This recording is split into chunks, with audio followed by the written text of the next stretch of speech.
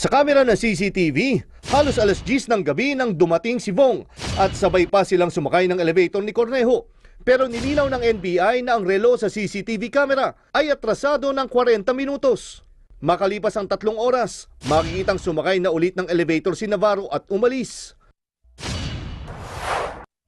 Sa January 22 video naman, gabi nang mabugbog si Navarro. Makikitang 30 minuto bago dumating si Vong. Nauna nang nakarating doon si Bernice Lee at 2 lalaki na sumakay ng elevator. Makalipas ang ilang minuto, makikitang muling sumakay ng elevator si Bernice Lee pero mag-isa na lang siya.